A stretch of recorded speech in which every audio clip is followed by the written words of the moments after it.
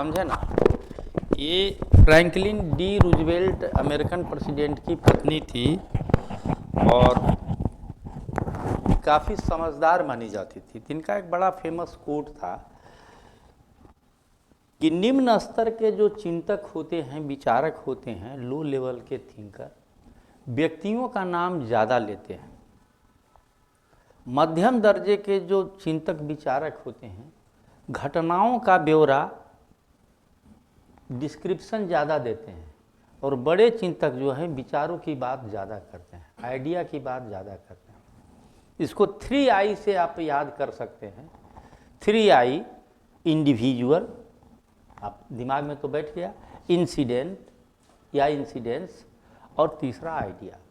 समझ रहे हैं। तो जैसे हम ही जो हैं मानते हैं, जैसे बोला ना कि मेरे इतिहास की किताब में नहीं लिखा हुआ है किसी का नाम, तो राजाओं के नाम, राज्यों का ब्यौरा, राज्यों का नाम, शासन और युद्धों का जो ब्यौरा है, ये इतिहास नहीं है, इतिहास के उदाहरण हैं। समझ रहे हैं कि ऐसा हुआ तो ऐसा हुआ। हम लोग के ज़माना में, मेरे ज़माना में तो जब बच्चा थे तो महाकाव्य युग भी होता था, इपिक एज किताबों में, जिसमें रामायण महाभारत बजाते इतिहास के कालखंड के रूप में था।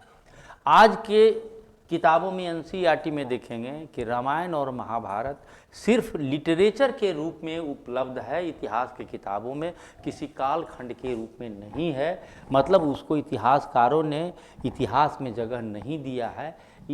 हमेशा NCERT को स्टैंडर्ड मानिएगा। और आज उस समय भी अकबर और अशोक नाम का भी चैप्टर हुआ करता था, आज तो है ही नहीं किसी NCERT के किताब में। ब्रिटिश काल में तो रेवेन्यू, राजस्व व्यवस्था के बारे में जिक्र है, तो प्रशासन का विकास के बारे में है, संस्कृति का एक तरह से गाथा के बारे में है। समझ रहे हैं ना।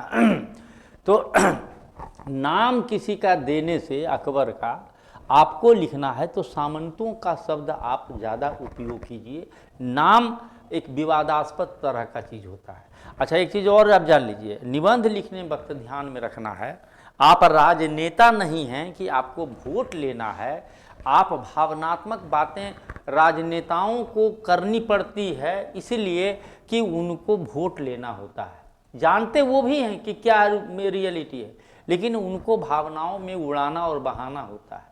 लेकिन आप चूँकि ब्यूरोक्रेट हैं, ये तो मान लेना पड़ेगा आपको, परीक्षा से पहले ही वही सफल होगा। एक हम गए थे इलाहाबाद में, तो जिनके यहाँ ठहरे थे वो विक्रमगंज सासाराम की थी, मैंने बहन लगती थी एक तरह से, मैंने दोस्त की दीदी थी। तो भाई मैंने एक का इंटरव्यू हुआ था तो उसको बुला करके लाई थी मोहल्ले का। तो हमको बड़ा आश्चर्य लगा, उससे पूछा कि आप SDM यदि कहीं होंगे तो इस मामले में क्या करेंगे, तो बोला होंगे उस दिन ना। अभी जवाब से आप क्या नंबर ले लीजिएगा और क्या खुश कर दीजिएगा। उसको कहा कि पिछले बार भी हमको नंबर कम दिया, हम कहे कि इस बार भी, मैंने सोचा हम पहली बार थे, इस बार भी लगता है कि इसको कम देगा नंबर। और हमको तो मैंने क्या कहे हैं, हम पहले भी बताए थे कि 107 नंबर, इंदौर में 105 नंबर, और बिहार में उस समय 100 नंबर का था। नए नए लालू जी आए थे तो जो चेयरमैन बने थे रामाश्रय यादव, उनका था कि 20 से कम नंबर और 60 से ऊपर नंबर। स्पेशल रिमार्क दीजिए कि क्या लड़का में कमी था से 20 से कम दिए और 60 से ऊपर दिया। हमारा कोई था नहीं, 59.5 नंबर इसीलिए दिया था कि 60 दे देता तो उसको रिमार्क लिखना पड़ता। मेरे लिए क्या ज़रूरत था रिमार्क लिखने का। तो चीज़ एक ही चीज़ का जवाब अलग अलग। तो आप ब्यूरोक्रेट हैं तो आप किसी भी जवाब को जब क्यों पूछा जाएगा तो आप ज़रूर याद रखेंगे समाज, सरकार और संविधान। ये आपका दायरा है काम करने का, सोचने का, निर्णय लेने का, कि आप इससे बाहर नहीं जा सकते। समाज, सरकार और संविधान। जैसे हम उदाहरण से समझाते हैं कि आप मजिस्ट्रेट हैं, गाड़ी चेक कर रहे हैं, एक गाड़ी आया जिसका कोई कागज पत्र नहीं है, आप क्या करेंगे? सीधे लाठी मार वाला जवाब सामान्यतः सभी लोग देते हैं कि सर गाड़ी पकड़ के अंदर कर देंगे। तो एक मेंबर पूछा, कैंडिडेट बताया, बड़ा खुश हुआ, संतोष उसको हुआ कि बहुत सही जवाब दिया। हमको मुस्कान आ गया। बोला सर आप मुस्कुरा रहे हैं, आप क्या कीजिएगा? हम कि गाड़ी छोड़ देंगे। बोला गाड़ी छोड़ दीजिएगा? हम कि हाँ। हम कि क्या जवाब महत्वपूर्ण नहीं होता है कि क्या करेंगे, क्यों करेंगे? बोला क्यों छोड़ दीजिएगा? हम कहे हमको तो देखना होगा ना कि उस गाड़ी में कोई इमरजेंसी पेशेंट तो नहीं है, किसी स्टूडेंट का एग्जामिनेशन तो छूटा नहीं जा रहा है। तो उस अवस्था में गाड़ी का नंबर नोट करके उसको इंस्ट्रक्शन दे देंगे, लेकिन इमीडिएट उसको जाने देंगे, क्योंकि उसका जाना यहाँ समाज की जवाबदेही मेरे प्रति थी। समझ रहे हैं ना? हम सब समाज के लिए भी उत्तरदायी हैं, सरकार के लिए भी उत्तरदायी हैं, और संविधान तो ये तो आउटर फ्रेमवर्क है। समझ रहे हैं ना? अब कभी संविधान और समाज का क्लैश होगा, संविधान में संशोधन होगा और उसके दायरे में जो है सरकार नियम बदलेगी। समझ रहे हैं ना? तो ये जो है अपने इंटरव्यू के भी जवाब में और राइटिंग में भी इसका आप ध्यान में रखिएगा। समझ रहे हैं? आपको नंबर लेना है, आपको सफल होना है। अपनी भावनाओं को स्थिर रहने दें, आपकी जो मान्यताएं हैं उसको स्थिर रहने दें, लेकिन इसी फ्रेमवर्क में आप रहिएगा। अच्छा, हम निबंध वाला जो बता रहे थे उसको बताना चाह रहे हैं। भूमिका में जो लिखना है, तो जो शब्द है उसका क्या एक सामान्य अर्थ निकलता है, या वो क्या मैसेज देना चाहता है, कहना चाहता है, उसी के बारे में आप लिख करके छोड़ दीजिए। कि महिलाओं के सशक्तिकरण की स्थिति समय के साथ बदलती जा रही है, आज भी बदल रही है और सुनहरे भविष्य की ओर बढ़ रही है। तो हमें समझ लेना होगा कि महिला किसे कहते हैं, सशक्तिकरण किसे कहते हैं, और इन संदर्भों में भी इसका मूल्यांकन हमें करना है। और लास्ट में आप कहिएगा कि भविष्य जो है सुनहरा है, समाज यही चाहता है, संविधान का भी इसी में जो है भावना है। अब बीच में आप क्या कीजिएगा, तो पांचों वॉवेल अंग्रेजी वाला याद रखिएगा, यही आपको काम करेगा। AEIOU एनालाइज करना है आपको, एनालाइज करना है, विश्लेषण करना है। जो लाइन ऊपर दिया हुआ है उसको उसी के संदर्भ में विश्लेषण कीजिए, आज के संदर्भ में विश्लेषण कीजिए, सरकार के संदर्भ में विश्लेषण कीजिए, समाज के संदर्भ में विश्लेषण कीजिए, और संविधान को भी यदि आपका टॉपिक जो है आ जा रहा है तो बहुत सा चीज़ तो आपको फंडामेंटल राइट भाग 3 में आता है, न तो भाग 4 में तो आ ही जाता है। जितना याद रहे, बहुत परेशान नहीं होना है। जिसे कोर्ट के लिए बहुत सा आदमी पंक्ति लिखता है, हम एक कोचिंग में देख रहे थे कि बड़ा पंक्ति और दोहा लिखे जा रहे हैं, तो हमको लगा कि भाई ये तो हमको भी नहीं आता है। तो देखे कि उनका वीडियो के नीचे चल रहा था कि हिंदी के लिए यूपीएससी में, पीसीएस में, जेपीएससी में, यूपी पीसीएस में इतना इतना वीडियो जारू है। तो हम समझ गए कि लिटरेचर के विद्यार्थी रहे हैं, लेकिन रिजल्ट में लिटरेचर वाला कहाँ 80% रिजल्ट रहता है। सब तो इंजीनियर और टेक्निकल एजुकेशन वाला मेजोरिटी रहता है, तो उसमें तो दोहा होगा ही नहीं होगा। हम तो अपने सिविल इंजीनियर थे, टैक्सेशन के पदाधिकारी 27 साल रहे, VRS लेकर के अभी लिखते पढ़ते हैं। तो हम तो खैर मतलब ऑलराउंडर हैं, एक उसके लिए एक अलग चीज़ है। समझ रहे हो ना? पढ़ते कम है, सोचते ज़्यादा है। तो कहने का मतलब है कि ये सब फेर में नहीं रहना है। आप 50 दिन में कुछ नहीं बदल सकते हैं, आप सिर्फ उसको सजा सकते हैं, लाइन अप कर सकते हैं, एक स्ट्रीम लाइन में ला सकते हैं। इसलिए जो चीज़ नहीं जानते हैं तो उस सब चीज़ के लिए जो आपको कमी नुकसान पहुंचा रहा है उसके बारे में तो सोचिए ही नहीं कि आप में नहीं है। जैसे बहुत सारे लोगों को देखते हैं इंटरव्यू बोर्ड में बनने के लिए हो गए हैं पदाधिकारी, बनने के लिए देखिए आपको है जो पैर नहीं हिलाना है, आपको आंख जो झपकाते हैं आंख नहीं झपकाना। अब बताइए कि वो इंटरव्यू में वो मेंबर का सवाल सुनेगा कि अटेंशन इस पर बनाए रखेगा कि हमको पलक नहीं झपकाना है, पैर नहीं हिलाना है। 50 दिन में आप मजाक कर रहे हैं। आप तो यही कीजिएगा कि अपना दोष खोज लीजिएगा। हमको तो सर कहे थे कि ये नहीं करना है, तो वही करना, आपकी इंटरव्यू देने के लिए गए हैं। तो वो सब चीज़ें जो है सुनने में बहुत अच्छा लगता है, लेकिन बहुत बकवास का चीज़ होता है। आप इत्मीनान से सुनिए, इत्मीनान से जवाब दीजिए। फ्रैक्शन ऑफ सेकेंड में जवाब आ जाता है, कुछ नया जवाब आ जाता है जो आपके दिमाग में भी नहीं है। समझ रहे हैं ना? आपको हम बताते हैं इत्मीनान से जवाब देने, इत्तेफाकन पर्पस ये नहीं है कि आपका रिटर्न में बहुत ज़्यादा नंबर आए, पर्पस ये है कि आप फाइनल रिजल्ट लेकर कर करके कभी मिलिए तो एक चेहरा पर मुस्कान आए कि नहीं ये व्यक्ति कभी किया था। तो इंटरव्यू में बता रहे हैं, इंदौर पब्लिक सर्विस कमीशन में इंटरव्यू देने जा रहे थे। हाई कोर्ट वहाँ का जबलपुर है। चीफ जस्टिस बिहार के आए थे। बाहर में जो बैठा हुआ था उसमें किसी ने बताया कि बिहार का चीफ जस्टिस हैं जबलपुर के, फलाना नाम है। हम भी रटने लगे उसको। अंदर गए, मध्य प्रदेश के राज्यपाल का क्या नाम है, रटे हुए थे। चीफ जस्टिस का बता दिया, हाँ चीफ जस्टिस का बता दिया। बोला कि अब संशय की स्थिति में मेंबर तीनों, बोले कि गवर्नर का नाम पूछा गया था क्या, तो संभालने के लिए शुरुआत में रहता है, सपोर्ट करता है। बोला हाँ हाँ। तब हम बोले कि महामहिम फलाना नाम तो याद ही था, तो बताए। ये पहला सवाल था। एक मेंबर बोला कि अच्छा आप सिविल इंजीनियर हैं? जी सर। इस तरह के छत को क्या कहते हैं? वो जो लोहा का पट्टी दे करके जो पुराना बिल्डिंग जो नहीं होता है, तो कर्व टाइप का छत होता है, चूना सुर्खी वाला आर्क टाइप का, नहीं डोम तो वो डोम वो हो गया, आर्क टाइप का। ये डोम तो हो गया एक सर्कुलर जो ऊपर की तरफ जाता है, जैसे ताजमहल में डोम है या मस्जिद में जो होता है उसको डोम कहते हैं। तो हम बोले कि सर ये इसको आर्क टाइप कहते हैं। तो बोला कि बिल्डिंग का कितना क्या तो पूछा कि बिल्डिंग का एज कितना होता है। तो हम बताए सिविल इंजीनियर के कारण कि 100 साल होता है। तो बोला कि वाह जनाब, नहीं चूना सुर्खी का एज कितना होता है? तो हमको लगा कि सीमेंट वाला जो बड़ा बड़ा बनाते हैं उसका 100 साल होता है, तो इसका 50 साल होगा। क्योंकि सर इसका 50 साल होगा। वाह जनाब आप तो कमाल कर रहे हैं, 100 साल से ये बिल्डिंग खड़ा है और आप कह रहे हैं कि चूना सुर्खी का बिल्डिंग का एज 50 साल होता है। हम कहे सर हम लोग फैक्टर ऑफ सेफ्टी लेके ना चलते हैं, साला खड़ा रख दीजिए अब 400 साल। तो एक तो ये हुआ। एक वो मेंबर बोला मेरा स्पेशल पेपर था अर्थक्वेक रेजिस्टेंस स्ट्रक्चर। हमको लगता है कि बिहार में एक हम ही लोग का बैच था जो भूकंप रोधी संरचना टॉपिक, चूँकि उसी जो हेड ऑफ द डिपार्टमेंट था उसी ने सिलेबस फ्रेम किया था और एक वाइब्रेशन का किताब था, उतना ही था।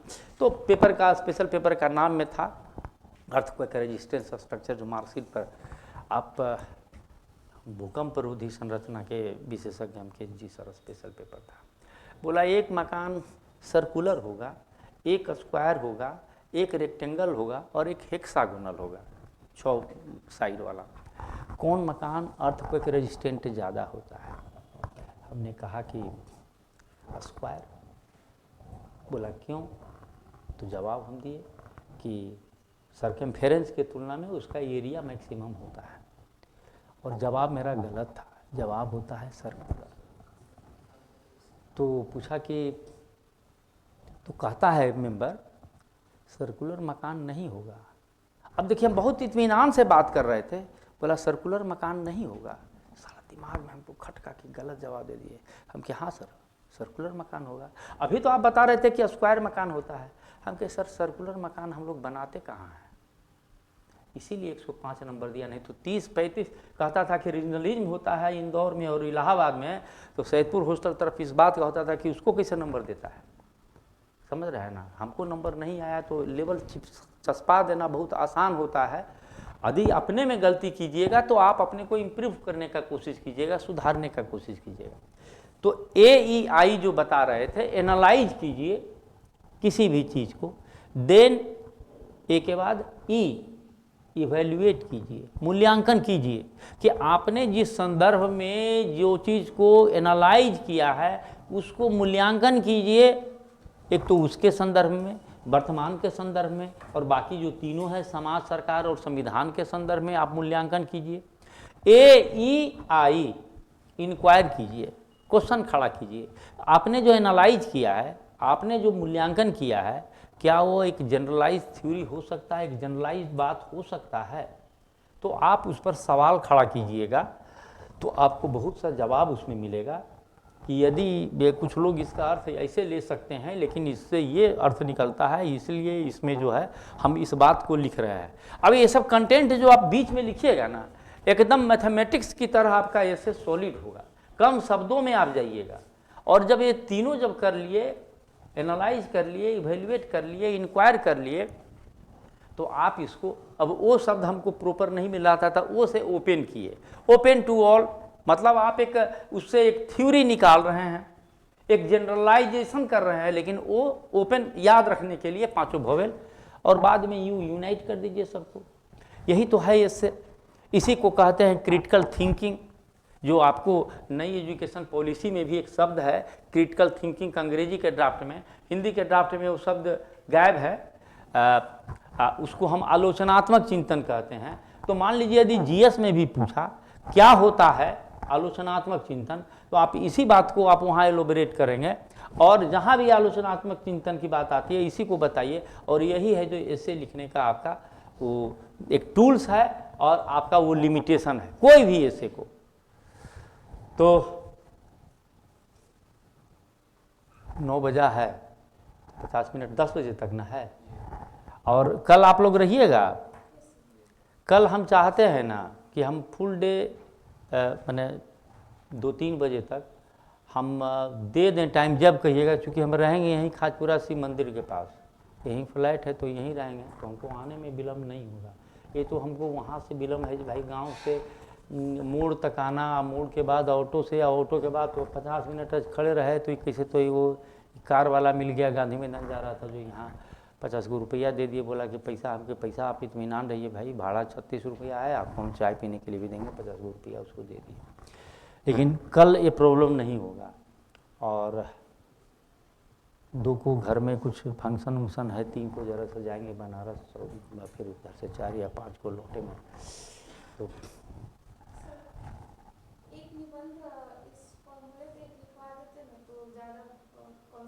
आप टॉपिक खोज के लाइए ना, आज रात में टॉपिक खोज के लाइए। देखिए हमारी आदत है, हम पढ़ते नहीं हैं, आपके लिए भी नहीं पढ़ सकते हैं।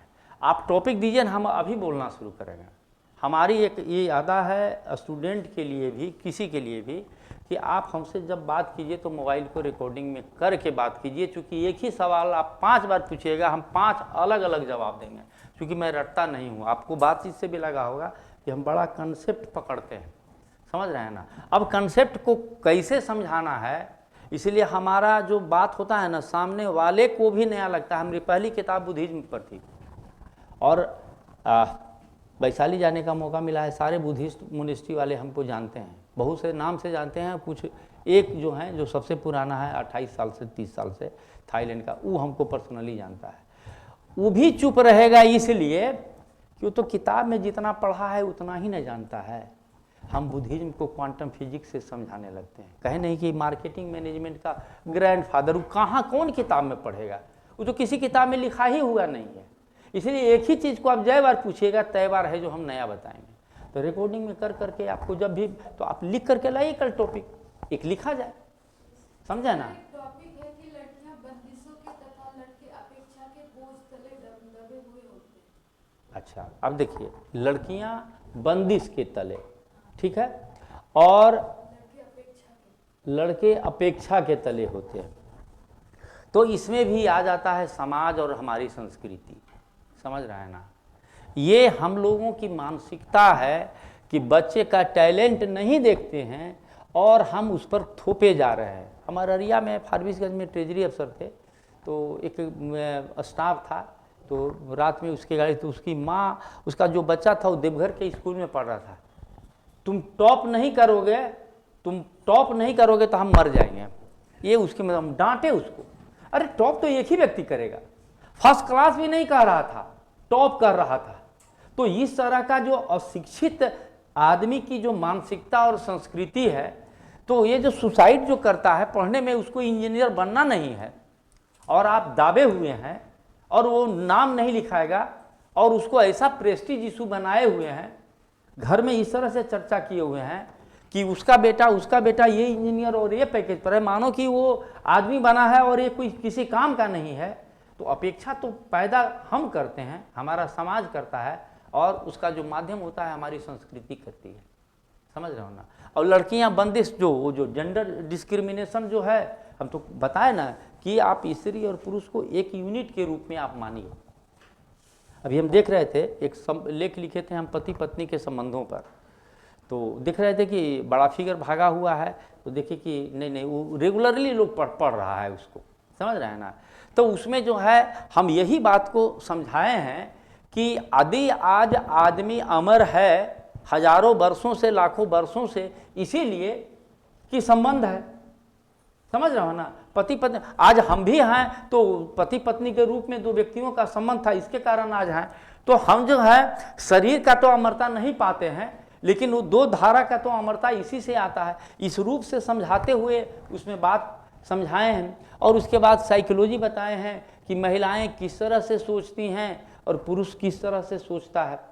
अब जैसे महिलाओं को क्या है कि यदि कोई प्रॉब्लम है तो वो बोलेगा, देखोगे किसी से गपशप यदि ज़्यादा करता है, उसको बोलेगा तो उसका मन हल्का हो जाएगा। अब कोई बोल रही है, मान ली पत्नी बोल रही है, तो मन समझ लो कि उसका मन जो है दुविधा में है, लेकिन आपको जवाब देने में हम भी फिसल जाते हैं, हो जाता है, समझ रहे हैं ना। तो अब पुरुष का है कि समस्या में रहेगा तो एकांत में रहेगा, बोलवे नहीं करेगा, चुपचाप रहेगा। उसको कहता है कि कुआं में के पेंदी छू लेगा तो उसके बाद फिर उपला जाएगा, माने कुछ देर तक वो 1 दिन 2 दिन एकांत में रहेगा, एकदम चुपचाप नहीं बोलेगा। अब महिला को लगता है क्योंकि इसको बोलने की आदत है कि हमसे काहे नहीं बोल रहे हैं, नाराज काहे हैं, छिपाए हुए हैं, उसका साइकोलॉजी को वो नहीं समझता, उसका साइकोलॉजी को वो नहीं समझता है। एक किताब बड़ा फेमस है कि man from Mars a women from Venus, कि दोनों दो ग्रह के हैं, दोनों का भाषे और दिमागे अलग है, अब धरती पर दोनों आ गया है, इसको नहीं समझता है, उसको नहीं समझता है। तो उसको साइकोलॉजी को जरा एलोबरेट करके कहानी के अंत में एगो कहानी सुना दिए हैं, बीच बीच में कहानी भी सुनाते हैं। तो कहानी सुना देते हैं कि एक पति पत्नी था, जोड़ा, बहुत प्यार था, बहुत बढ़िया से बात चल रही थी, लेकिन महीना 2 महीना में खटपट हो ही जाता था। तो इन लोग को लगता था कि हम लोग का झगड़ा होते रहता है। अब आदमी का एटीट्यूड होता है, जिसे हम कहते हैं कि हमेशा गिलास आधा भरा हुआ दिखो, यदि यहाँ तक पानी है तो आप हमेशा भरा हुआ हिस्सा देखिए, खाली हिस्सा नहीं देखिए। उनको आदत थी।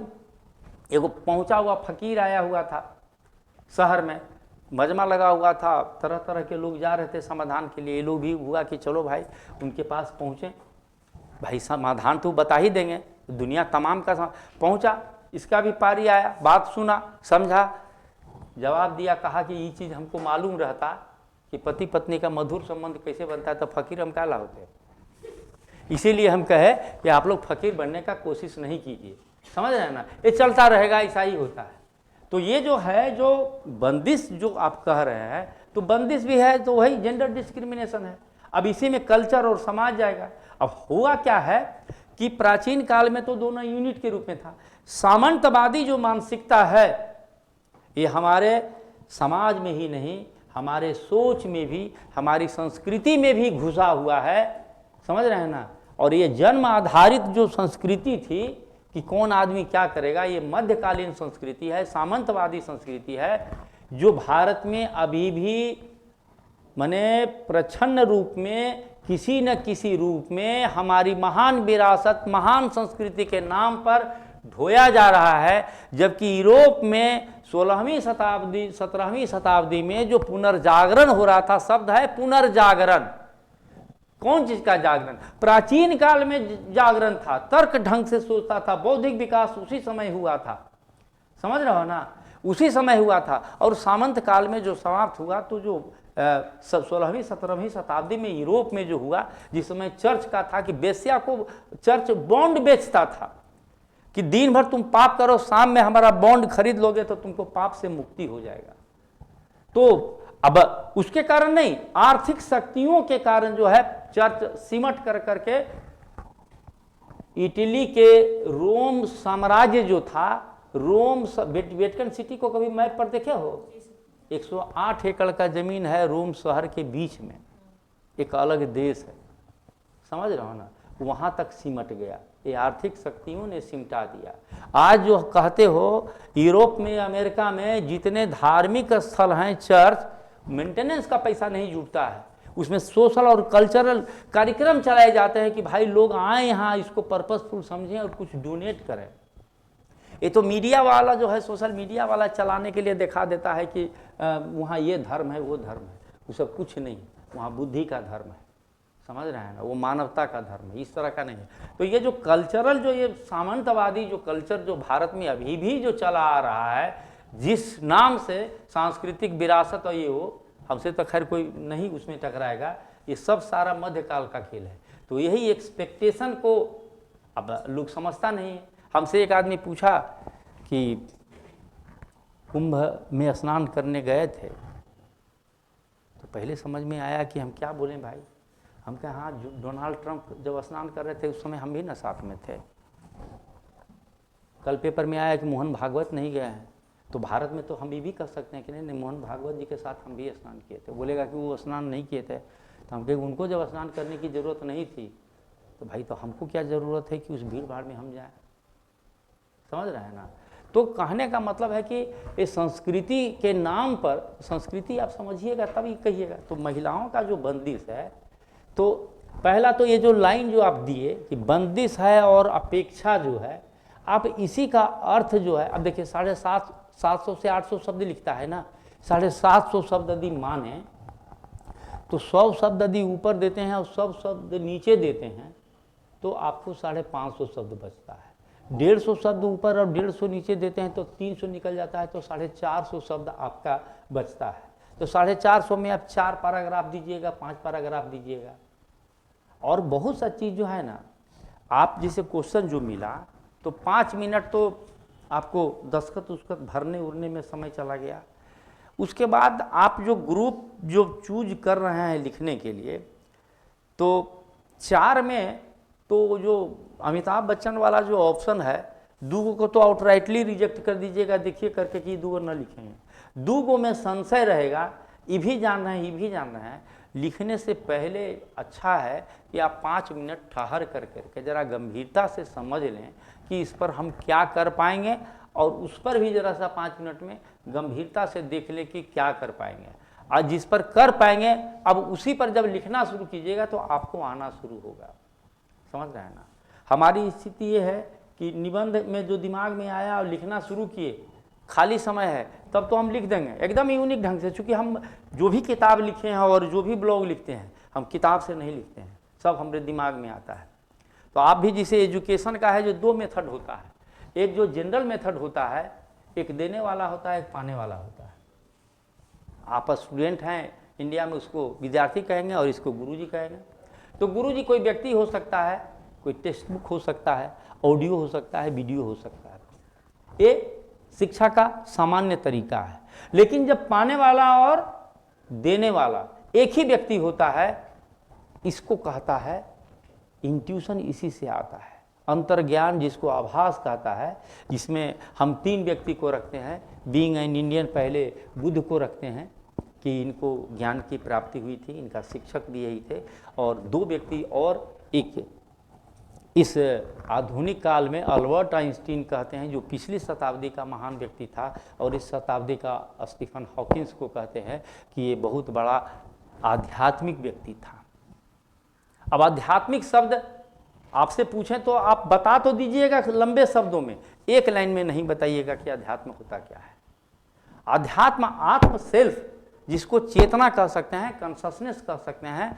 आत्म चेतना जो है, इसको आत्म को, आत्मा शब्द फिर अलग दूसरा शब्द हो गया, समझ रहे हैं ना, जो इसी से मिलता जुलता हुआ है। अंग्रेजी में लिखिएगा तो दोनों में वो आत्मा ही रहेगा।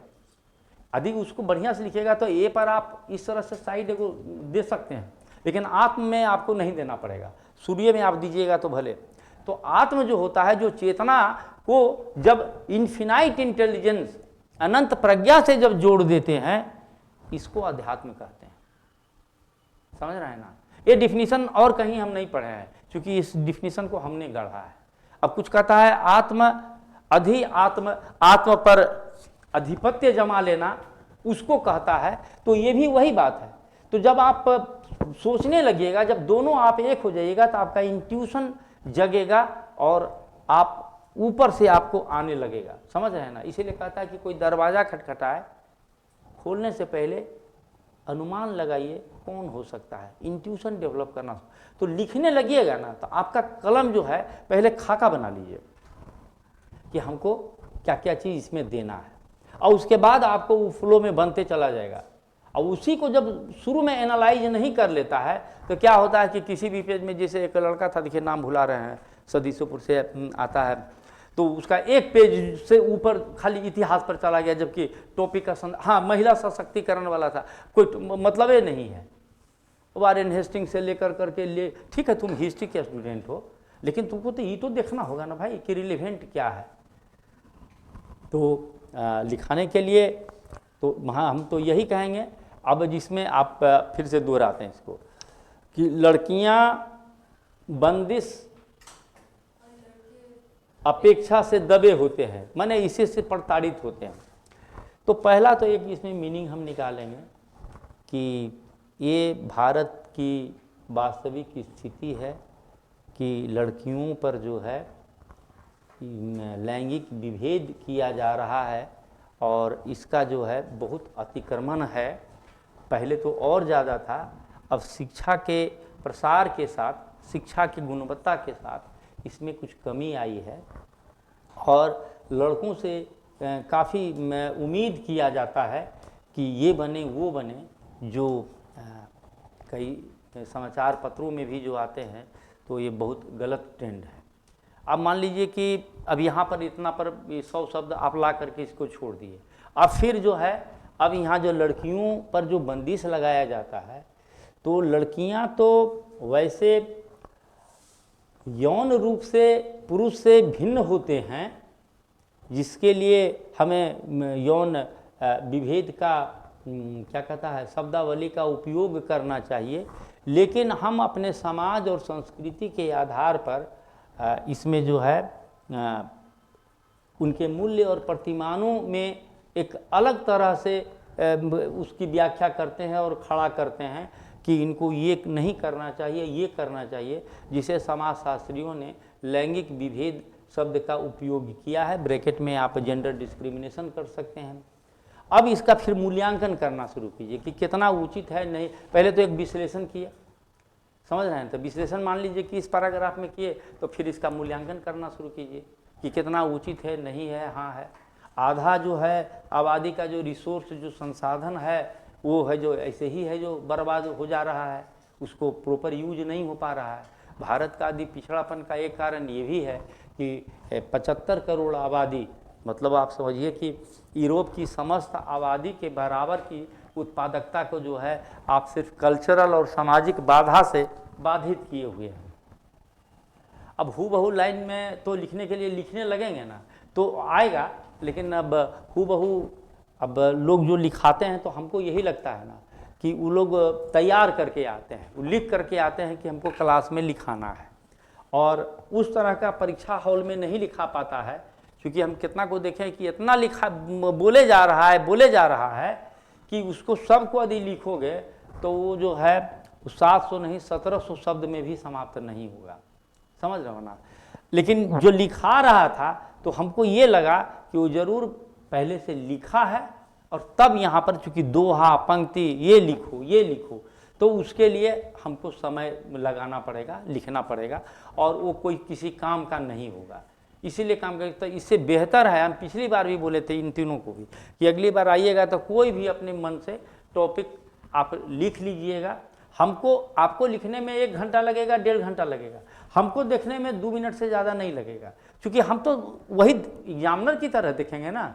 तो एग्जामिनर कॉपी सहता है, कहता है एग्जामिनर कॉपी देखता है, पढ़ना शब्द कहाँ लगाता है, एग्जामिनर की कॉपी पढ़ता है, वो पढ़वा लेना तो तुम्हारा काम है। तो 2-2 मिनट में हम सरसरी निगाह से देख लेंगे कि क्या बात कर रहे हो, भाग गए हो टॉपिक से, कंसेप्ट पर लाइन पर रहे हो कि नहीं ले रहे हो। और कोई भी ऐसे इसीलिए है जो 0 नंबर नहीं मिलता है, और फिर मैक्सिमम नंबर भी 80% एबव भी नहीं मिलता है, क्योंकि कुछ भी लिखोगे तो रहेगा ही रहेगा। लेकिन कम शब्दों में उसी लाइन पर बहुत ज़्यादा बात यदि रहेगा तो नंबर बहुत ज़्यादा रहेगा, समझ रहे हो ना। तो इतना ही होना है उसमें। फिर लड़के वाले में भी अच्छा, ये सब जो उदाहरण जो है जो थोप देता है, उसमें फिल्म भी जो आई थी 3 इडियट आई थी, कमाल वो किया था जो अपने मन से किया था। तो बंदिश के तहत हम लोग अपने पैरामीटर पर, अपने माने सांस्कृतिक मूल्यों और प्रतिमान पर उसको तय कर देते हैं कि तुमको ये करना चाहिए, तो बहुत सा चीज़ उसमें उसको घुटता रहता है। हम ही टैक्सेशन के विभाग में आए तो हमको याद है, लगता है कि 96 की बात थी या 95 की बात थी, हम सासाराम में ट्रेजरी अफसर भी थे, तो एक बड़ा बाबू था रिटायर्ड एम्प्लॉय, तो कहा कि सर आपको प्रोफेसर होना चाहिए था। माने हमको लगता है कि ये आदत हमको उस समय भी बोलने का था, समझ रहे हैं ना। तो क्या है कि ये जो हमारे मूल्य जो हैं, हमारे जो प्रतिमान हैं, तो उसके कारण वो बाधा बना रहता है। अब हमको विभाग में मन भी नहीं लगता था, कोई बात बोल दे तो बर्दाश्त नहीं होता था। तो हम 27 साल में 27वें जगह से हमको अभियाद्र स्वीकृत हो गया, समझ रहे हो ना। कहीं हम 4 साल भी रहे, कहीं 4 महीना भी रहे, और इस तरह से है जो हमको 27 साल में हमको लगा कि ना हम ना करेंगे नौकरी करेंगे, हम VRS दे दिए। लोग बोला कि इतना मोटा हमको छोड़िए ना।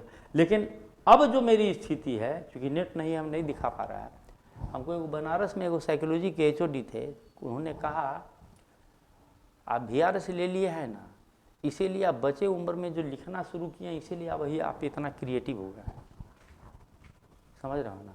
हमारा तो बताया कि पहला किताब बुद्धिज्म का था, इतिहास का भी है, एक किताब अभी चल रहा है, इसके बाद जो किताब है वो साइकोलॉजी है, साइकोलॉजी ऑफ इकोनॉमिक्स।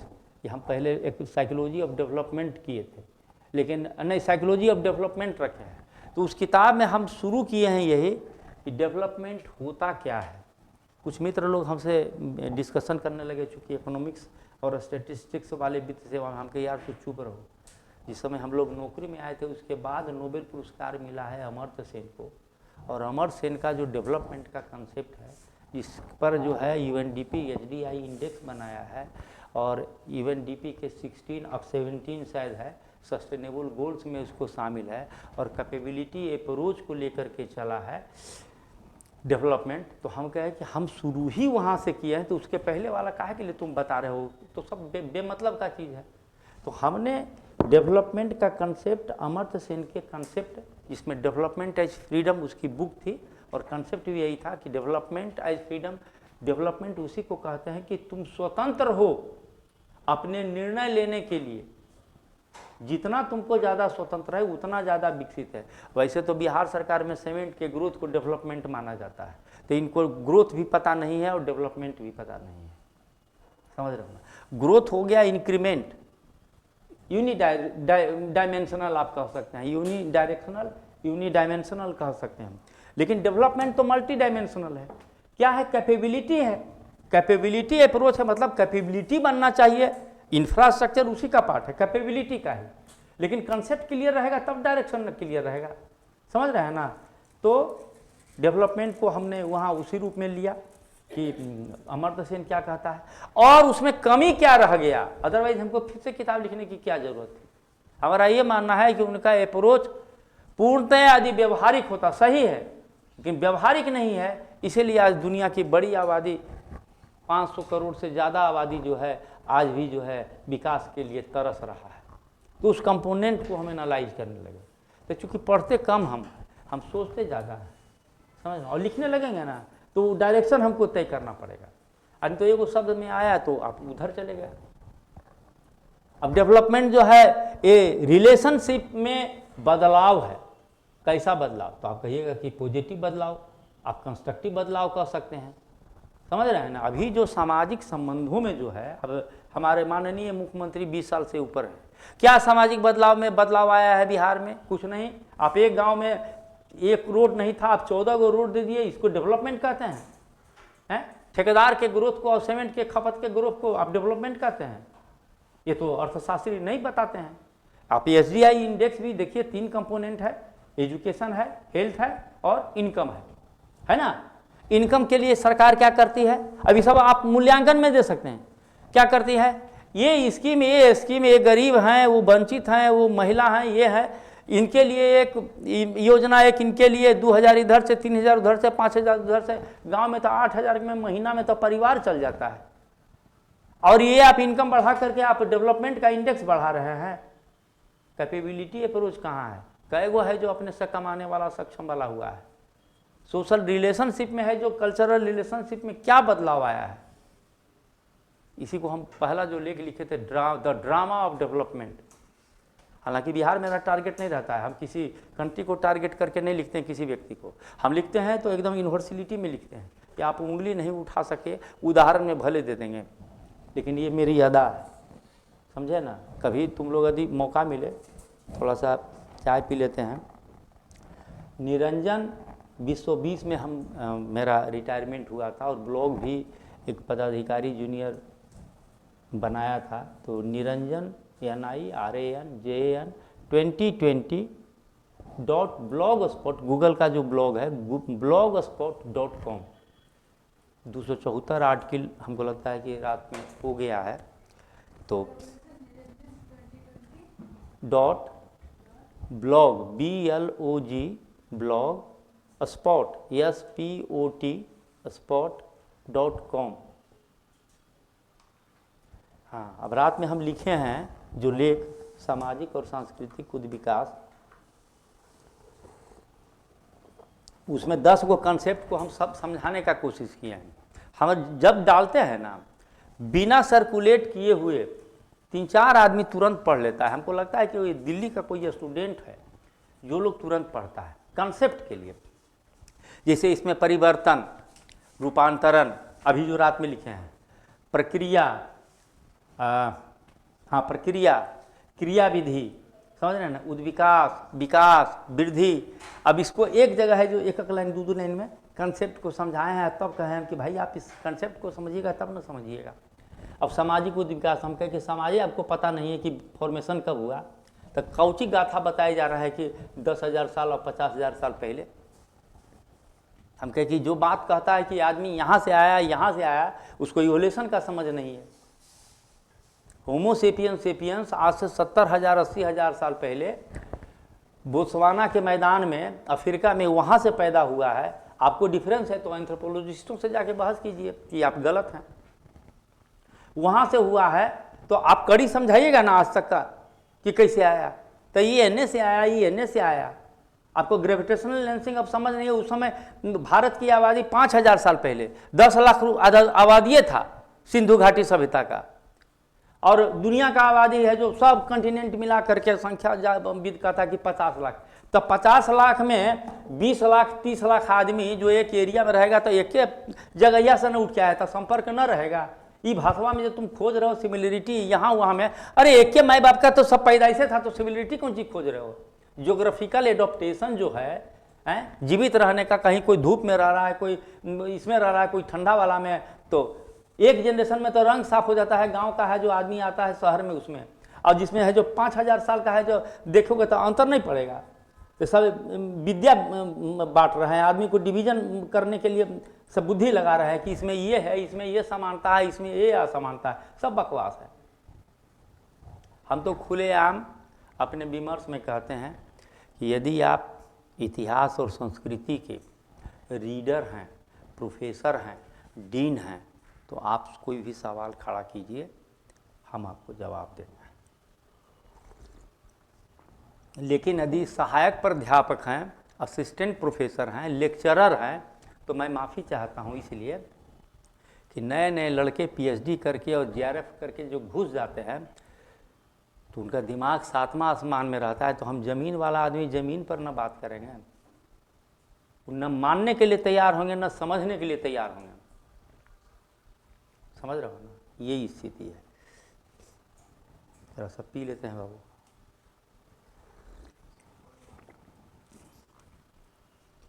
अभी आधा घंटा है, आपको कल्चर और सिविलाइजेशन और एक और क्या इतिहास बोले थे, तो कल्चर और सिविलाइजेशन आज हमको लगता है कि 20 मिनट में ख़त्म कर देंगे। क्या कुछ कर रहे थे क्या?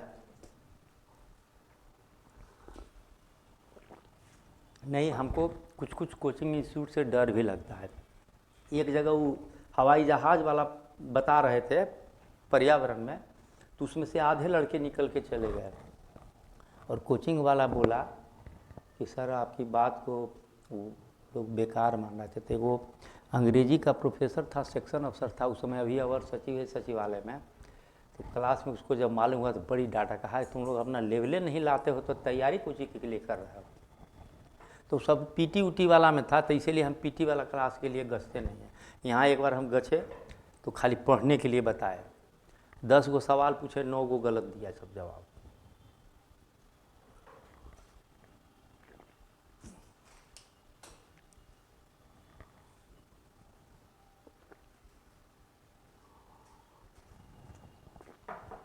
देखिए, समाज, संस्कृति और सभ्यता, इसको दिमाग में बैठा लीजिएगा। कोई भी चीज़ है तो लिख तो लेवे कीजिएगा और कोरिलेट भी कर लीजिएगा। समाज झुंड नहीं है। जैसे जानवरों में झुंड होता है, आप देखते होंगे टीवी पर देखते होंगे या वीडियो में, भैंस का झुंड है, भेड़ का झुंड है, तो क्या है, नंबर उसका ज़्यादा है और एक साथ रहता चलता है, इतना ही करता है।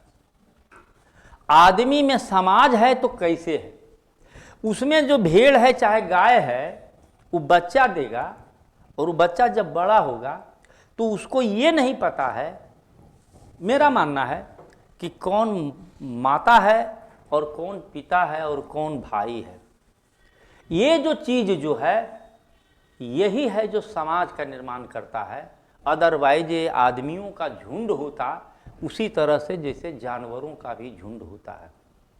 ठीक है, अब देखो, तो समाज क्या हो गया, संबंधों का जाल, इसीलिए कहते हैं सामाजिक संबंधों का जाल, सांस्कृतिक संबंधों का जाल। ठीक है, कल एक कुछ लोग जो होते हैं मूर्ति पूजा के विरोधी होते हैं, हम ये नहीं कह रहे हैं कि हम समर्थक हैं या विरोधी हैं। तो गुजरात में एक माता जी हैं, उमिया माई कहता है लोग, और वहाँ पटेल समाज का एक प्रसिद्ध मंदिर है, एक नहीं कई जगह है, और उसका ट्रस्ट बजाबते कॉलेज उलेज चला रहा है। अभी हमको जाने के लिए कहा गया है, एक साउथ का एक ट्रस्ट है, चुनचुनगिरी ट्रस्ट। चुनचुनगिरी ट्रस्ट की बहुत साल पुराना है, और उसके प्रवक्ता जो बता रहे थे कि 650 कॉलेज और स्कूल उनका है कर्नाटक और आसपास में, और कोई 1,50,000 स्टूडेंट ये लोग बता रहे थे कि पढ़ते हैं। वो कह रहे थे कि हर साल एडमिशन लेते हैं, मतलब कि 4-5 लाख से ऊपर स्टूडेंट उस इंस्टीट्यूशन में पढ़ते हैं। तो इस पर विवाद हो रहा था कि ये काल्पनिक है, ये पत्थर है, ये है, वो है। हम कहें कि आपको इंस्टीट्यूशन क्या होता है आपको नहीं पता है।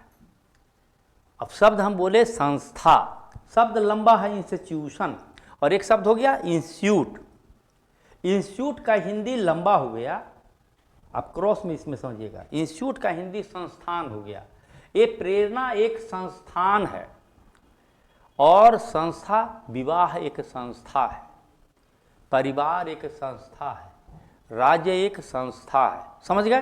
तो हम कह लिखे उसमें, हमारा ये मकसद नहीं कि क्या गलत है क्या सही है, हम मैकेनिज्म में समझा रहे थे। छोटा सा पैराग्राफ लिखे, हम व्हाट्सएप पर लिखते उगते नहीं हैं। लोग 50 को ग्रुप में रखा है, तो हम जो लिखते हैं पोस्ट करते हैं, तुमको समझ में आया आया ना आया समझाने के लिए हम नहीं हैं, क्योंकि तुम्हारा लेवल नहीं है तो हम क्या करें। हमने समझाया कि उमिया माई नहीं, उमिया शब्द हम नहीं लिखे, हमने कहा कि किसी माता का निर्माण एक काल्पनिक वास्तविकता है, एक इमेजिनरी रियलिटी है, जिसके द्वारा एक विशाल जन आबादी अपने को यूनिफाइड कर पाता है, एक कर पाता है, अपनापन का भाव पैदा करता है। इसीलिए इन माताओं को जन्म दिया गया है। बात आप समझ रहे हैं ना? मतलब ये माता नहीं है, ये पत्थर की मूर्ति। आपको 5 गो जो सेंसरी ऑर्गन तो आप लोग जानते हैं, बुद्ध एक छठा जोड़े थे कि मेंटल विजन, तो 5 गो तो सामान्य आदमी को भी, रिक्शा चलाने वाले को भी है। आप कुछ अलग हैं तो 5वां विजन चलाइएगा ना। सिपाही और एसपी में क्या अंतर होता है? सिपाही को अपने आँख से देखता है 200 मीटर तक, वहाँ तक वो गोली दागता है, और एसपी जो है वो 200 किलोमीटर तक दूर तक देखता है, वो 2 दशक तक आगे तक देखता है, इसीलिए वो ऑफिसर बनता है। तो आपको छठा सेंस आपको यूज करना है, समझे ना? तो हम कहे कि उमिया माता, नाम नहीं लिए, हम कहे किसी माता का जो इसीलिए लाया जाता है कि यह एक काल्पनिक वास्तविकता है कहीं नहीं, लेकिन एक रियलिटी है। परिवार क्या है? कहीं नहीं, कोई है कोई मूर्त रूप? बताइएगा, आप बताइएगा कि हाँ ये हमारी पत्नी है, हमारे बच्चे हैं, तो जाने का परिवार है। राज्य क्या है? कोई स्वरूप है कि आप जाके राज्य का पूजा करने लगिएगा? नहीं कीजिएगा। आप परिवार के सदस्य का भले आप मूर्ति बैठाइएगा या फोटो टांगिएगा, माला कीजिएगा, जो कीजिएगा, हम कहे एक काल्पनिक वास्तविकता है रियलिटी नहीं में, लेकिन है वो इमेजिन, इसे रुपया है, क्या है? एक इमेजिनरी रियलिटी है जिस पर गारंटी लिखा हुआ है। इसके द्वारा एक विशाल समूह अपने को एकीकृत मानता है, ये पर्पस हुआ। समझ रहे हो ना? तो समाज जो है ये संस्थाओं के द्वारा निर्मित करता है। जो संस्था निर्माण करता है वही समाज बना सकता है। तो परिवार, विवाह एक संस्था है। अब परिवार, चाहे विवाह, परिवार का तो डिफिनीशन जैसे बदलते जा रहा है। जैसे पहले था विस्तारित परिवार, फिर मान लो एकल परिवार हुआ। अब तो एकल में भी कहता है कि भाई वो अकेले ही रहता है, वो अकेले ही रहता है, तो वो डिफिनीशन बदल रहा है। विवाह का जो डिफिनीशन है तो वो भी बदल रहा है। विवाह को पहले कहा जाता था कि पहले लोग कहावत में कहता था कि दूसरे धर्म में शादी नहीं करना चाहिए। समाज का विकास हुआ तो नहीं, तो दूसरे जाति में शादी नहीं करना चाहिए। आज तो अब ये बच्चों को समझाया जा रहा है कि बेटा अपने सेक्स में तुम शादी मत करना, क्योंकि अभी ये भी प्रचलन में आ गया है कि समलैंगिक विवाह। तो अब विवाह का जो परिभाषा बदलना चाहिए। एक थे प्रोफेसर बात कर रहे थे, तो हम सोचने लगे, हम कहे कि नहीं, ठीक है, विवाह का पर्पस क्या है? संस्था का एक फिलोसफी होता है, संस्था का एक इसेंस होता है, और यदि वो इसेंस नहीं है तो संस्था नहीं है। जैसे विवाह का एक फिलोसफी है, इसेंस है कि हम ये दोनों मिल करके, एक स्त्री एक पुरुष जो है, हमको ये चीज़ करना है। जो बच्चे होंगे उसको हमको संस्कार देना है, समझदारी देना है, पालना है, पोसना है, जो करना है, ठीक है। यदि हम इसेंस नहीं देंगे तो वो इंस्टीट्यूशन नहीं है, वो परिवार नहीं है, वो विवाह नहीं है। तो मेरा मानना है कि सेक्स की पूर्ति दूसरा चीज हुआ, और हम अपने भविष्य का जो संस्कार देना, जो जवाबदेही लेना, जो पालन पोषण है, वो एक अलग चीज है।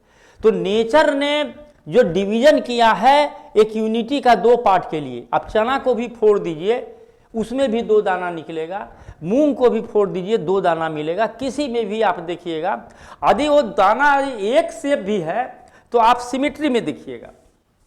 आप सेब को ही बीच से काट दीजिए और मिरर पर लगाइएगा। जनरली जो पुराना होगा हाइब्रिड वाला में भले आप केला जैसा बना सकते हैं, केलों में भी उसको सिमेट्रिकल जरूर होगा, तो वो उसको दो पार्ट में ला सकता है। जब ये नेचर का ये टेंडेंसी है, तो मेरा मानना है कि समलैंगिक जो है आपकी मानसिकता है, आपकी आवश्यकता है, युवल नोहा हरारी भी शायद उसमें है, वो आप उसको कीजिए। लेकिन पारिवारिक जो चीज़ जो है, जो विवाह का जो संस्था है, वो तो किसी आपको अपोजिट सेक्स के साथ ही होगा, तबे आप नेचर के साथ आप जस्टिफिकेशन कर रहे हैं। भले आपकी आदत है, आपकी इच्छा है, वो आप अपना करते रहिए, ये मेरा मानना है। तो विवाह संस्था का जो है, परिवार का जिससे बदल रहा है, विवाह का भी बदलते रहेगा। क्यों? क्योंकि इम्पोर्टेंट जो है आदमी है, आदमी का जीवन है, और इसी के लिए, इसी से मिलता है समाज बनता है, और समाज के लिए ही संविधान को भी बदलने की ज़रूरत पड़ती है। और सरकार तो हम लोग अपने हिसाब से जब से लोकतांत्रिक हुए हैं, डेमोक्रेटिक हुए हैं, तब से तो बदल ही रहे हैं, इसको बदलते रहते हैं हम अपनी समझदारी के हिसाब से, जो भी हो, बहुमत की समझदारी जो भी हो, समझ रहे हैं ना। तो समाज आप समझ गए एक तरह से मोटा मोटी। इस पर कुछ आप लोग भी तो हाथ में है ना, थोड़ा सा उलट के देखिएगा ना अंग्रेजी वाला में, तो पढ़िए मत, उसको देखिए। हम तो पढ़ाते हैं तो बहुत से आदमी को कन्फ्यूजन होता है, कोट जब करते हैं कि कितना किताब पढ़ता है। हम तो बुद्धिज्म का एक ही किताबें देखे, वो भी पूरा नहीं पढ़ पाए। भीमराव अंबेडकर का बुद्ध और उसका धम्म, हमको मित्र दिया इतना मोटा एगो धम्म पद, बहुत बढ़िया से मोटा करके रिटायरमेंट पर गिफ्ट दिया। किताब लिखे थे तो हम पर ठिप्पा लगा दिया गया है कि हम बुद्धिस्ट हैं। तो हम कहे कि भाई पूछता है, हम कहे कि बुद्धिस्ट तो है ही है। मानने पर कहा, हम कहे कि जो बुद्धि का उपयोग करता है उसको वही बुद्धिस्ट है। और सबसे ज़्यादा बुद्धिस्ट तो यूरोप में और चाइना में और अमेरिका में, जापान में भी है। और ये जो वियतनाम, थाईलैंड और जो श्रीलंका और ये जो म्यांमार में है, ये तो बुद्ध के धर्म को मानता है, बुद्ध के धर्म को वो लोग मानते हैं। तो बुद्धि का उपयोग करना, आखिर गौतम बुद्ध जो थे 28वें बुद्ध थे, मतलब इनको बुद्धत्व की प्राप्ति हुई, इनको उपाधि मिला कि इनको विशिष्ट उच्च स्तरीय बुद्धि हो गया था। उसके पहले 27 बुद्ध थे और 7 बुद्ध का तो एक जगह मूर्ति मिला है एक ही साथ में, जो कर्क सिंधु और क्या क्या ये सब जो चीज़ जो है, जो चीज़ तो हम उस नज़रिए से नहीं देखते। तो हम पर लेबल लगा दिया, तो हमको धम्मपद किताब दिया। उस किताब को हम पढ़े तो देखे कि तो खाली जातक कथाएं हैं और कथा सब है, तो हमको कहानी पढ़ने में मज़ा नहीं आता है। एक आदमी हमको दिया ये राहुल शंकरत्यान का एक किताब, समझ रहा है ना, उसको हम सोचे कि बड़ा मन से दिया है। हम 3 बार पढ़ने का कोशिश किए, हमसे 2 पन्ना भी नहीं पढ़ा गया, तो बांध बूंद के हम रख दिए। ना ये पवित्र ग्रंथ है भाई, इसको रख दें, क्योंकि हमारे यहाँ तो बाइबिल भी है, कुरान भी है, भगवत गीता भी है और बुद्ध पर तो हम लिखे ही हैं। हम इसलिए उस सब किताब को भी जुटा लिए कि मान लिए दुबई में कोई बुलाएगा तो कम से कम वहाँ का तो फ्लेवर दे ही सकते हैं ना, है। तो इसीलिए अब तो कहीं से कहीं हमको जोड़ देना, घटा देना, वो हम कर लेंगे। तो आप समाज को समझ गए। और संस्कृति क्या है, अब इसको आप कंप्यूटर सिस्टम से समझिए। कंप्यूटर सिस्टम में 2 चीज़ होता है, एक हार्डवेयर होता है, एक सॉफ्टवेयर होता है। हार्डवेयर जो हाथ से छूते हैं उसको हार्डवेयर कहते हैं, और जो समझते हैं, छू नहीं सकते हैं, उसको सॉफ्टवेयर कहते हैं। और हार्डवेयर तो एक आसान चीज़ होता है, मेन सॉफ्टवेयर होता है जो पूरे सिस्टम को इनविजिबल रह करके चलाता है। उसको प्रोडक्टिव बनाना, कंस्ट्रक्टिव बनाना, डिस्ट्रक्टिव बनाना, सारा सॉफ्टवेयर का खेल होता है। तो हमारे समाज में जो चीज़ हम बनाते हैं, देखते हैं, जो आँखों से दिखता है, इसको छू सकते हैं, ये रोड, ये भवन, ये मकान और ये जो सारी सुविधाएं हैं, ये सभ्यता है। इसीलिए सभ्यता मरती है और जन्म लेती है। आप सुने होंगे कि इनका सभ्यता जो है समाप्त हो गया, संस्कृति को भी कहता है समाप्त हो गया, इसीलिए कि उसका आबादी नहीं बचा हुआ है। भारत में भी अनेक सभ्यताएं मिट गई, लेकिन संस्कृति के साथ मिटना शब्द नहीं लगा सकते हैं, क्योंकि ये सॉफ्टवेयर है, ये आदमी जीवित है, इसके दिमाग में है, इसके दिमाग को चलाता है, ये संस्कृति है। तो जो सॉफ्टवेयर समाज का है, इसको हम कल्चर कहते हैं। जो अदृश्य रह करके समाज को चलाता है, और ये हमें समाज के सदस्य के रूप में प्राप्त होता है। प्राप्त सबको होता है, लेकिन सबका जो क्रिटिकल थिंकिंग है, क्रिटिकल थिंकिंग का जो लेवल है, उसके अनुसार एक ही चीज़ को अलग अलग लेता है। हम 30 अक्टूबर को रीवा में थे एक कार्यक्रम में, अगले दिन 31 अक्टूबर को शायद सरदार पटेल की जयंती थी।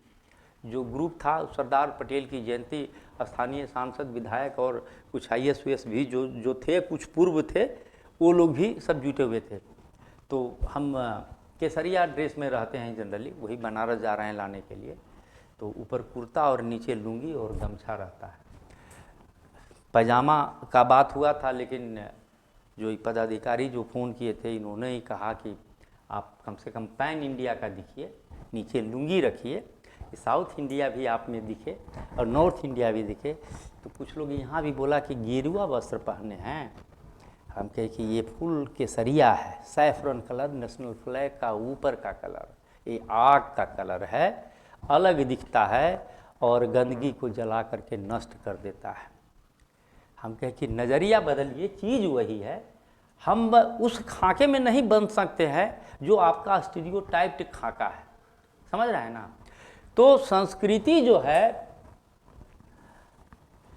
ये जो आप पहले भी बताया कि ये जो पढ़ते हैं संस्कृति के रूप में किताबों में, जैसे एक फिलोसफी के लेकर बोले कि दर्शन किताब का मेरा था।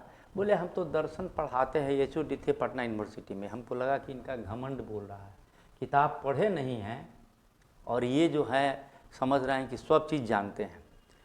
अरे हमको तो इतना फ़ोन पर आया, एक औरत का था दिल्ली से फ़ोन, रेखा यादव थी, पढ़ने लिखने वाली थी। बताई कि आइए निरंजन जी, कभी हमारा यहाँ दिल्ली में रिजॉर्ट है, माने बहुत बढ़िया बिजनेस परिवार का माने वो व्यक्ति थी जिसका रिजॉर्ट ही हो दिल्ली में, तो बहुत बड़ा परिवार है।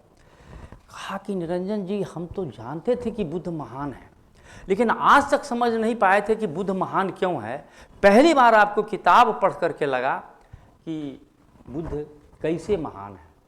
हम उसमें मार्केटिंग मैनेजमेंट का दिए, हम इंटेलिजेंस का, आप लोग पढ़े होंगे जनरल इंटेलिजेंस, फिर उसके बाद IIM तक में है इमोशनल इंटेलिजेंस।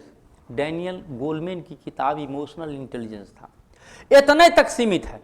जबकि 70 साल पहले एक कार्ल अल्ब्रेcht जर्मन इंडस्ट्रियलिस्ट थे, उन्होंने दिया सोशल इंटेलिजेंस, किताब का नाम था social intelligence the new science of success. हम तब लिखे कि बुद्ध तो चौथे इंटेलिजेंस के लेवल पे थे जिसमें तीनों इंटेलिजेंस समाहित था। वो मानवता की बात करते थे, वो प्रकृति की बात करते थे, वो भविष्य की बात करते थे। वो जो कहता है जनरल इंटेलिजेंस, इंफॉर्मेशन, उसके बारे में फैक्ट फिगर, जरा सा इंटेलिजेंस की बात कर दिए, जोड़ लीजिएगा आप लोग जहाँ जरूरत पड़ेगा। इमोशनल इंटेलिजेंस में होता है कि हम सामने वाले का बॉडी लैंग्वेज बिहेवियर को देख कर करके ये भापते हैं कि इनकी मानसिकता क्या है, ये क्या हमसे चाहते हैं और ये कैसे खुश रहेंगे। इनके मनोदशा को समझ के हम अपने मनोदशा को बदल करके इनके भावनाओं के अनुरूप अपने को ढाल दें। ये इमोशनल इंटेलिजेंस है कि हम काम निकाल लिए इनसे। इसमें सिंपैथी, सहानुभूति नहीं है, इसमें इम्पैथी की ज़रूरत है, समानुभूति शब्द है कि आपके जगह पर हम रह करके सोचें कि आपको पैसा का ज़रूरत है या आपको सिर्फ बात सुन लेने का ज़रूरत है, संतुष्टि कैसे होगा। लेकिन कार्ल अल्ब्रेcht कहते हैं कि भैया रहना सोसाइटी में है, यही एक व्यक्ति अकेला नहीं है, सोसाइटी को आपको देखना है, आपको मार्केटिंग सोसाइटी में करना है, बुद्धि समाज के लिए करना है, तो आपका कंसिडरेशन का रेफरेंस पॉइंट सोसाइटी होना चाहिए कि सोसाइटी में आपको इज्जत भी मिलेगा, आपको पहुंच भी मिलेगी, मान्यता भी वहाँ मिलेगा। तो उसको कहते हैं, तो हम कहते तो बुद्ध तो और नेचर की बात करते थे, ह्यूमैनिटी की बात करते थे, भविष्य की बात करते थे, समझ रहे हैं ना। तो हम कहें तो अब देखिए चीज़ वही था। अब वो फिलोसफी के प्रोफेसर हैं तो बहुत जानते हैं। अरे भाई हम समझाया कि इंटेलिजेंस का कौन लेवल पर थे। बुद्ध महान इसलिए थे कि कॉग्निटिव रेवोल्यूशन के प्रथम प्रणेता थे। ये सब शब्द आपको किसी किताब में मिलेगा ही नहीं, चूंकि ये मेरे दिमाग से निकला है, तो आप पढ़ कहाँ से लीजिएगा। पहले वो किताब नहीं पढ़े, वो जानते हैं कि ये लेवल का आदमी है, लेकिन उनका वो अहम जो है दर्शन शब्द लिखा हुआ था, उसके HOD रहे, इसीलिए है जो वो उसको नहीं पढ़े। ये उनका सोच है, वो सोचें अपना। तो आप संस्कृति को जो है समझिए कि एक मानसिक निधि है जो आप समाज के सदस्य के रूप में प्राप्त करते हैं। और संस्कृति शब्द पहले ही बताया कि संस्कार से बना है, समझे ना। संस्कार जो क्या है, समाज का जो मूल्य और प्रतिमान जो है, मूल्य जिसको अंग्रेजी में वैल्यू कहते हैं, प्राइस से कंफ्यूज मत कीजिएगा। जैसे इसका प्राइस जो है, कीमत जो है 5,000 रुपया या 10,000 रुपया हो सकता है, लेकिन इसका मूल्य है जो इस सिचुएशन के अनुसार वेरी करता है, समझ रहे हैं ना।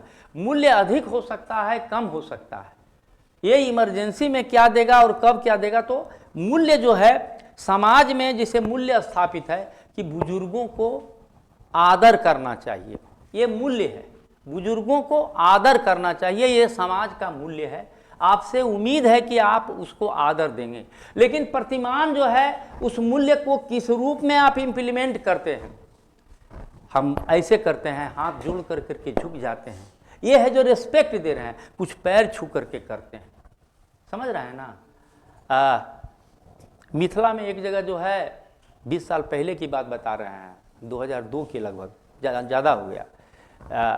2-3 आदमी आए, तो उसमें से एक आदमी हमको बार बार गाल ऐसे छू करके ये कर रहे थे, तो हमको इरिटेशन हो गया। चूँकि उस समय भी मैंने अभी भी ठीक ठाक लगते हैं, उस समय तो और यंग लगते थे। तो मेरा मित्र समझाया कि ये मिथिला के ब्राह्मण हैं, ये आपका पैर छू रहे हैं, लेकिन वो पैर नीचे वाला नहीं छू सकते हैं, इसलिए आपको रिस्पेक्ट के साथ ढोढ़ी छू रहे हैं। तो देखिए, मूल्य था हमको रिस्पेक्ट देना, लेकिन प्रतिमान उनका ऐसा था उस रीजन का कि हमको समझ में नहीं आया। तो प्रतिमान आपको समझ में नहीं आएगा, समझ रहे हैं ना। 67वीं में ही हमको लगता है कि एक लड़की फ़ोन की दिल्ली से, आरती लोधी नाम था, डेवलपमेंट अफसर हुई, अभी सासाराम में है। तो वो जो है, अच्छा 3 मिनट और बाकी है, तो वो जो है हम बोले उसको, तो बोली कि सर हम लोग में हमारे माता पिता पैर छूते हैं, हम लोग माता पिता का पैर नहीं छूते हैं, बड़ों का पैर नहीं छूते हैं। तो ये उसका प्रतिमान था, मूल्य था रिस्पेक्ट देना, लेकिन इसका प्रतिमान था। तो आप समझ गए, मूल्य समझ गए, संस्कृति मोटा मोटी समझ गए, और सभ्यता को भी आप समझ गए एक तरह से। और जो ये एक्सप्रेशन है इसके लिए दीजिए कि ये संस्कृति की अभिव्यक्ति है, एक्सप्रेशन ऑफ कल्चर है, लेकिन अभी भी संस्कृति ये है। तो इस तरह से आप इसको समझिएगा। और अगली बार या तो कोई टॉपिक आप लोग टॉपिक लाइए तो ज़्यादा डिस्कस कर सकें। और इतिहास पर जो है आपको हम समझाएंगे कि इतिहास क्या चीज़, सभ्यता को, सभ्यता ये जो है आप कहें कि मानव निर्मित सभी चीज़ें जो हम देखते समझते छूते हैं, छूते शब्द भी एक ऊपर दे दे, उसको सभ्यता कहेंगे। उदाहरण में ये भवन, ये सड़क और इस तरह की जो संरचनाएं हैं, इसको सभ्यता में। हालांकि अब देखिए क्या है कि लोगों के अनुसार डिफिनीशन कंसेप्ट बदलते रहता है। आप कैसे डिफाइन कर रहे हैं वो आपका महत्वपूर्ण है, समझ रहे हैं ना। कुछ लोग जो सभ्यता में है सोचने को भी उसी में लाता है, और संस्कृति में भी उसी को। अब वो लकीर कहाँ से खींच रहा है वो कुछ बताएगा ही नहीं, जिद करेगा कि फलाने की किताब में हम पढ़े थे। अरे भैया, किताब में पढ़े थे तो आप फंडामेंटली तो आप समझाइए कि इससे आप क्या समझते हैं, इससे क्या समझते हैं, तब दोनों में डिफ्रेंशिएट कीजिए, तो दोनों में रिलेशन कीजिए, समझ रहे हैं ना। अभी जो हम जिसे बताए, एक लड़का था अभी झारखंड में डीएसपी है, बिहार में भी डीएसपी हुआ, पहले भी बताए थे। तो हल्दिया कॉलेज ऑफ इंजीनियरिंग से प्रोडक्शन इंजीनियरिंग पढ़ा था। तो इंटरव्यू में बैठे हुए थे तो 5-5 मिनट का समय रहता है, लेकिन हमको लोग 5 मिनट से कुछ ज़्यादा का ही समय देता था। तो हम बड़ा फंडामेंटल सवाल पूछते हैं और इसीलिए लोग जानता है। अब क्या कि आप हल्दिया कॉलेज ऑफ इंजीनियरिंग से इंजीनियरिंग किए हैं? बोला यस सर। हमको एक बात समझ में नहीं आया कि आप इंजीनियरिंग की पढ़ाई किए हैं। जी सर। हम कहते डिग्री बीटेक क्यों मिला हुआ है, इंजीनियरिंग और टेक्नोलॉजी में क्या रिलेशन है? लड़का स्मार्ट था, जवाब दिया थोड़ा सा। तो हमारे साथ खासियत है कि उलट करके आप तुरंत भी पूछ सकते हैं। तो हमने उसको समझाया कि साइंस क्या होता है, इंजीनियरिंग क्या होता है और टेक्नोलॉजी क्या होता है। तो क्या है कि आपको क्लियर कंसेप्ट देंगे, ये साइंस है, ये इंजीनियरिंग है, ये टेक्नोलॉजी है, इसमें ये रिलेशन है और ये डिफरेंस है। तो कंसेप्ट को आप जैसे हमसे आप यदि आप पूछते हैं आप भगवान मानते हैं, बहुत सारे लोग का, अब चूँकि हम अपने आप शायद ही खोला है वो लड़का, मेरा ब्लॉग खोले थे ना, हम 1 जनवरी से लिखते हैं अध्यक्ष भारतीय अध्यात्म एवं संस्कृति संवर्धन संस्थान, और तब से जो है हमारा संस्कृति पर ज़्यादा लेख जा रहा है। कोशिश करते हैं कि नहीं हम कल्चर को ही समझाएं जो समाज का सॉफ्टवेयर है। तो उसमें जो हम ये समझाना चाह रहे थे कि दिमाग से निकल गया कि क्या बता रहे थे, क्या था टॉपिक? नहीं, साइंस तो ये तो हो गया। तो कहने का मतलब हाँ बेसिक, तो आप जैसे पूछे कि भगवान आप मानते हैं, तो मेरा पहला जवाब होगा कि आप भगवान से समझते क्या है। कहने का मतलब आपका कंसेप्ट तो समझें, तब ना बात आगे बढ़ेगी। बुद्ध जो थे आप देखते होंगे कि सवाल का जवाब नहीं देते थे, सवाल पर भी सवाल पूछते थे और आपको वहाँ पहुँचा देते थे जहाँ वो ले जाना चाहते। जैसे आप पूछे कि भगवान को मानते हैं तो हम पूछेंगे कि आप भगवान से समझते क्या हैं।